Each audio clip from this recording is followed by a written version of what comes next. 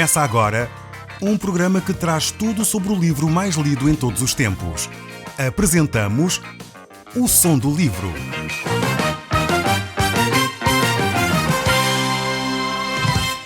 Seja muito bem-vindo. Neste podcast vai encontrar o livro mais conhecido e lido em todo o mundo. Vamos levá-lo numa viagem pela história da humanidade. Este é um audiolivro para si, para a sua família e sociedade em geral. Contextualização e comentários de Paulo Chaveiro. Nós temos estado a falar do livro do Gênesis. Aqueles que nos têm acompanhado sabem que nós hoje vamos no capítulo 18. Temos ido passo a passo olhando por este livro e tentando tirar as lições dele para o nosso dia-a-dia. São lições importantes que homens e mulheres da Bíblia, personagens extremamente devotas a Deus, seguidores de Deus, que são revelados neste livro, mas também são revelados com as suas fraquezas, não como heróis infalíveis, mas como homens e mulheres que na sua caminhada aqui na Terra procuraram estar mais próximos de Deus, como todos nós que procuramos ler a Bíblia e aplicá-la à nossa vida. Certamente é o seu caso também, por isso, se nos está a sintonizar, continue ligado connosco, porque hoje vamos falar, ou continuar a falar, de Abraão. Este homem que tem sido uma referência para as grandes religiões do mundo. Abraão é conhecido no cristianismo, no judaísmo, no islamismo, é uma referência para estas grandes religiões monoteístas. Ele é sem dúvida um homem de fé, um homem que é um exemplo para nós. E hoje iremos olhar para ele no capítulo 18 e verificar um relacionamento bem próximo que ele tem com Deus. Encontramos Abraão nesta sua casa, na sua tenda, e já era tarde, diz a palavra de Deus, e se quiser abrir a sua Bíblia connosco no capítulo 18, nós vamos seguir então esta leitura e comentar estes textos ao longo deste programa. Diz assim: mais tarde o Senhor apareceu-lhe outra vez, enquanto continuava a viver nos carvalhais de Manaré. E foi desta maneira: numa tarde quente, quando estava sentado à entrada da tenda, ao erguer os olhos viu 3 homens que vinham em sua direção, e apressou-se a ir-lhes ao encontro, e acolhendo-os com cordialidade: peço-vos que não continuem o caminho sem descansarem aqui um pouco à sombra desta árvore. Vou trazer-vos água para refrescarem os pés, e alguma coisa que comam, e vos ajuda a refazer as forças. Depois poderão prosseguir viagem. Temos aqui um texto incrível de um encontro entre Deus e o próprio Abraão, entre Deus e os anjos. E porquê é que eu digo isto? Eu já mais à frente irei esclarecer porquê é que eu digo isto, porque é que estamos a falar que é Deus que apareceu a Abraão mais anjos, porque o texto mais à frente esclarece esta questão. Mas antes disso quero referir o facto de que no último capítulo nós olhamos e vimos como Deus reafirmou as suas promessas a Abraão.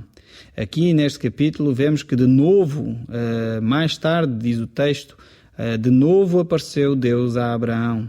E a ideia aqui era reconfirmar mais uma vez as suas promessas. Vemos que Abraão talvez começasse a entrar numa fase em que, enfim, apesar de manter a sua fé em Deus, talvez estivesse um pouco desanimado com o facto de passarem já 23, 24 anos desde o primeiro momento que Deus chamou Abraão, desde Ur dos Caldeus, e ainda não havia sido cumprida a promessa que Deus tinha dito, que dele faria uma grande nação, que a sua descendência seria abençoada. Abraão ainda não tinha tido tal filho da promessa. E após este tempo todo, talvez eu começasse a duvidar. E houve necessidade, então, de Deus vir, no capítulo 17, verificamos isso, que Deus veio e confirmou a sua promessa 3 vezes naquele capítulo.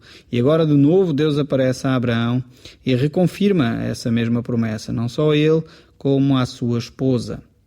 Podemos ver também aqui neste logo início de capítulo a atitude deste homem. Quem era de facto Abraão?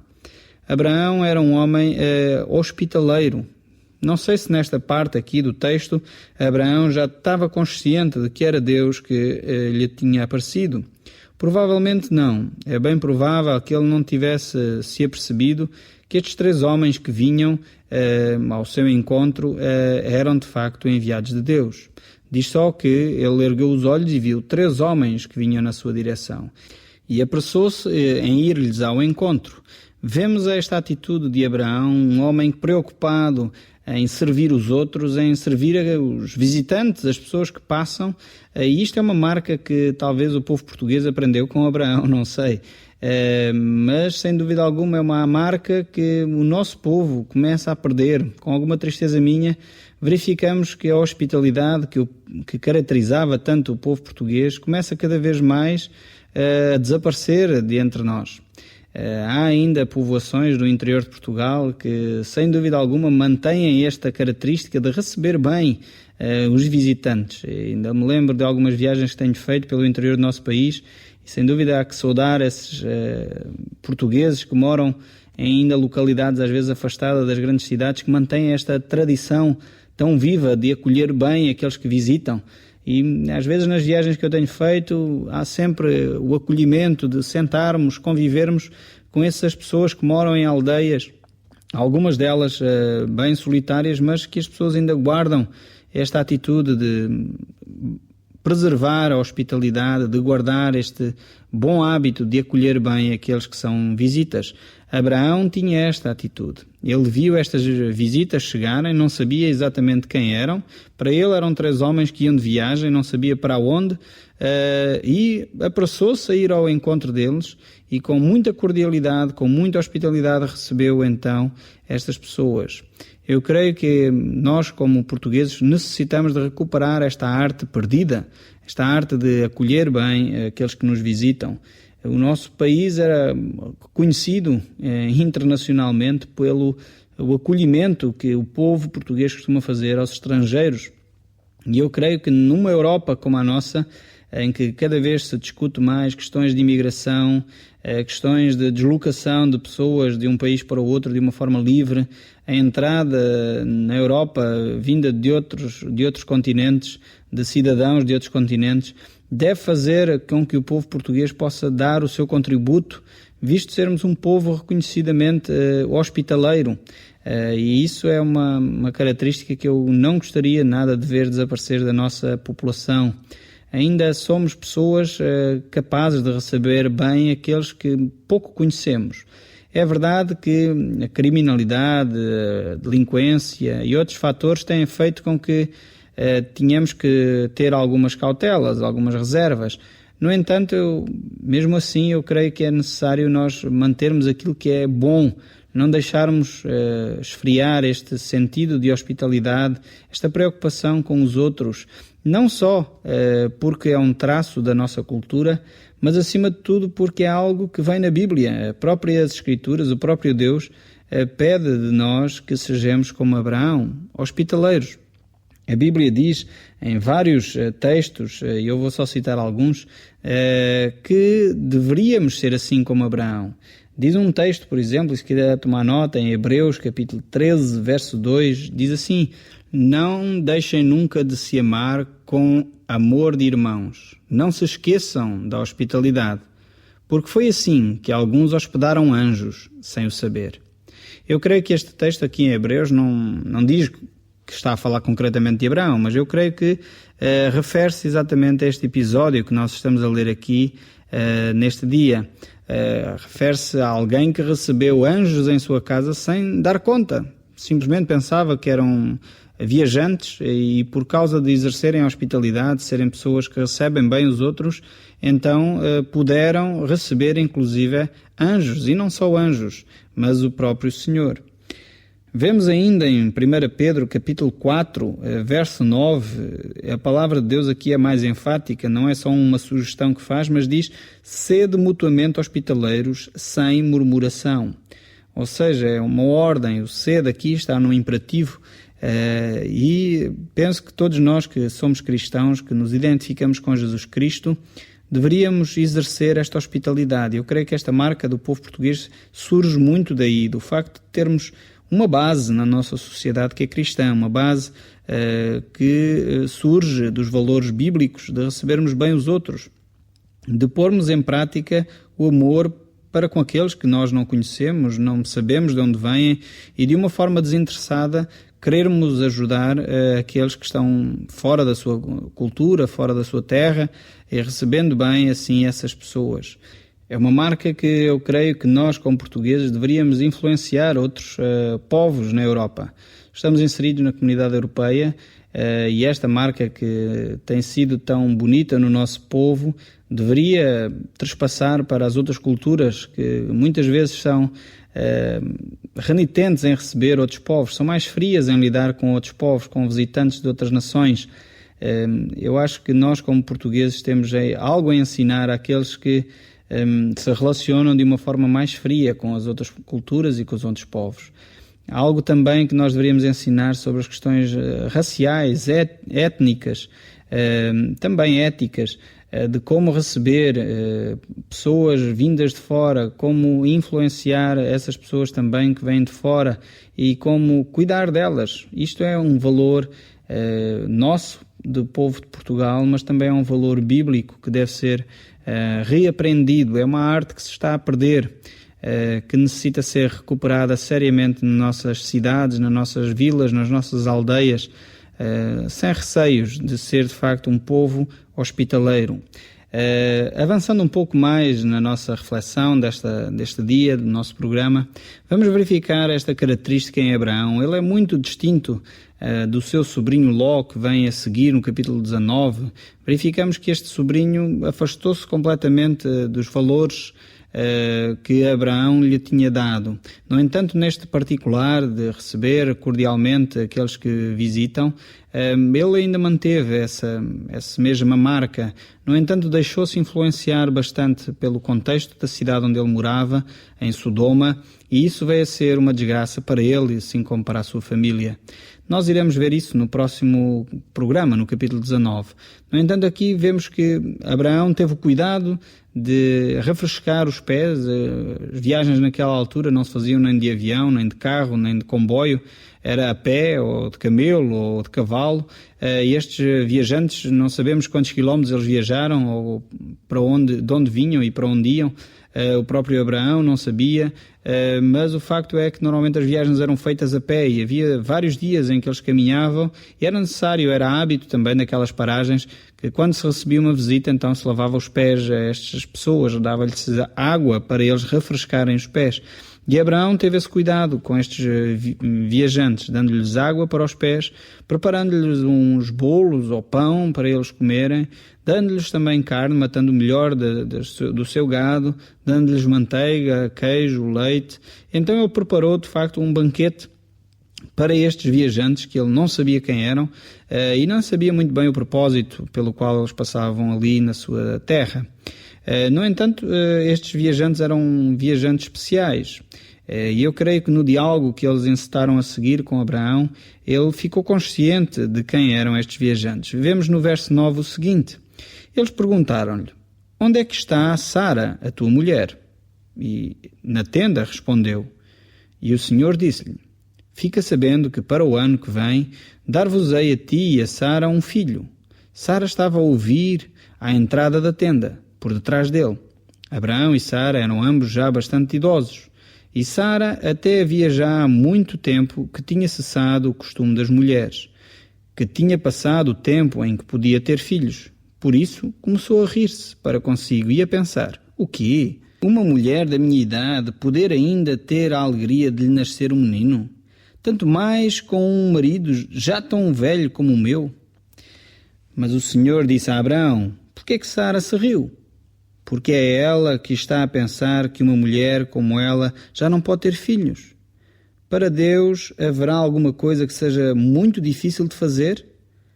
Não te esqueças, portanto, de que no próximo ano, tal como disse, Sara há de ter um filho. Vemos aqui esta atitude de Sara bem diferente da atitude de Abraão. Apesar de ambos terem rido desta situação, no sentido não de falta de fé, mas no sentido de ser algo tão impossível que, se acontecesse, de facto seria uma alegria para eles isso se realizar. Ou, pelo menos, pensarem, é algo impossível de acontecer, mas, mesmo assim, depositamos a nossa fé em Deus, porque Ele é todo-poderoso. E Deus reafirma isso, dizendo: será que haverá alguma coisa demasiado difícil para Deus fazer? É exatamente esta pergunta que Deus está a responder. quando Sara ri, quando Abraão, no capítulo 17, verso 17, também tem a mesma atitude de rir diante desta afirmação de Deus, de que eles, os dois, Abraão e Sara, e não qualquer outras pessoas, iriam receber a promessa que Deus havia dado, um filho de Abraão através de Sara. Isto era algo, de facto, impossível aos olhos humanos. Era impossível que uma mulher que foi toda a vida estéril, aos 90 anos, conceber, assim como também um homem já com 100 anos ter um filho. Certamente seria um feito inédito, seria algo extremamente difícil de acontecer. E como Deus age para além daquilo que é natural, Deus pode realizar feitos deste tipo. Foi Deus quem criou o homem, Deus que fez todo aquilo que o homem é, em termos físicos, emocionais, e por isso Ele pode, sem dúvida alguma, transformar aquilo que Ele próprio criou. A dificuldade é que muitas vezes nós temos algumas limitações em aceitar que Deus age para além do que é comum, para além do que é normal. É verdade que a maior parte das vezes Deus age no dia-a-dia de uma forma comum, mas acontecem esses milagres pela vida fora. Mas são exatamente milagres porque não são comuns. Se fossem comuns, deixariam de ser milagres. E o que acontece aqui é exatamente isso. Abraão recebe mais uma vez da parte de Deus a promessa de que ele e Sara haveriam de ter um filho. E agora Sara ouve esta notícia em primeira mão e por isso ela ri desta situação, achando que seria praticamente impossível isso acontecer. No entanto, a fé de Abraão e Sara são inquestionáveis e vemos isso referido no livro de Romanos, e eu gostaria de ler isso convosco agora mesmo. Se quiser, então abra comigo no livro de Romanos, capítulo 4, e vamos ver no verso 18 em diante. Portanto, quando Deus disse a Abraão que teria muitos descendentes, tornando-se pai de muitas nações, Abraão creu em Deus, ainda que tal promessa lhe parecesse impossível. E porque a sua fé se manteve firme, não se preocupou com o facto de estar demasiado velho para vir a ser o pai com 100 anos de idade, e de que Sara, sua mulher, com 90 anos, também estava já fora da idade de ter filhos. Mas Abraão nunca duvidou. Ele acreditava em Deus e a sua fé se fortaleceu até. E pôde assim louvar a Deus por essa bênção, ainda antes de ela se concretizar. Ele estava certíssimo de que Deus era poderoso para cumprir tudo o que tinha prometido, e em razão de sua fé, Deus considerou-o justificado. Vemos por este texto da Bíblia, em Romanos, capítulo 4, que fala exatamente deste episódio de Abraão e Sara, como, apesar de acharem impossível isso acontecer, eles mantiveram-se firmes e confiantes de que as promessas de Deus iriam se cumprir. Eles não sabiam como isso iria acontecer. Eles não sabiam exatamente a forma que Deus iria usar para revitalizar o organismo de Sara e de Abraão para que isso acontecesse. Mas eles confiaram na promessa de Deus. E essa promessa cumpriu-se exatamente um ano depois. Nós vemos aí, voltando ao nosso livro do Gênesis, capítulo 18, vemos como Abraão continuou a agir de uma forma cordial, hospitaleira com estes homens que vieram de longe. Ele apercebeu-se que estes homens eram mais do que homens. Eram 2 anjos de Deus e era o próprio Senhor Jesus Cristo. A Bíblia fala destas aparições de Jesus no Velho Testamento, ao qual os eruditos da Bíblia chamam de cristofanias.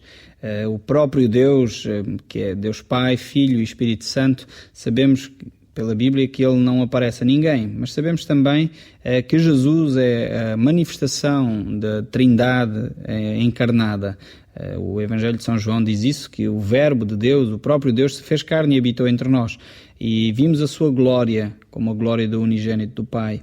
E sabemos também que no Velho Testamento, quando aparece a presença do Senhor, então isso está relacionado com a pessoa de Jesus Cristo, porque é o elemento da Trindade que aparece de forma física à humanidade.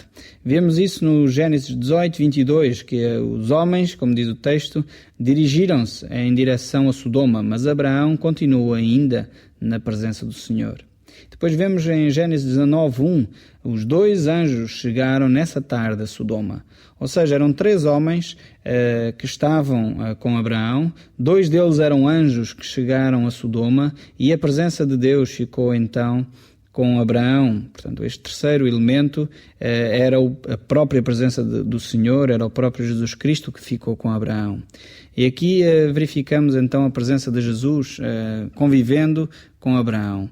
Isto é algo importante para cada um de nós que quer caminhar com Cristo, quer caminhar com o próprio Deus. Ele prometeu que não nos deixaria órfãos, não nos abandonaria. A sua presença estaria para sempre conosco através do Espírito Santo que Ele havia de enviar. E essa é a promessa que nós temos de Deus para nós hoje, cristãos do século XXI. Que o próprio Deus está conosco, a sua presença não nos abandona a partir do momento que nós entregamos a nossa vida a Ele, deixamos que Ele conduza o nosso ser, os nossos pensamentos, as nossas atitudes. A promessa de Deus é que o próprio Espírito de Deus habitaria conosco. Vemos este Abraão neste dia como um homem hospitaleiro, alguém com uma marca bem distinta e sabe receber aqueles que vêm de fora. Penso que isto é algo que a nós portugueses toca de perto e não deveríamos perder esta visão da vida, esta maneira de estar na sociedade. Vimos também que Abraão e Sara foram homens de fé, aplicando na sua vivência as promessas que Deus tinha dado. No próximo programa nós iremos continuar a analisar o que estes dois anjos foram fazer a Sodoma. O Som do Livro, uma produção da Rádio Transmundial de Portugal.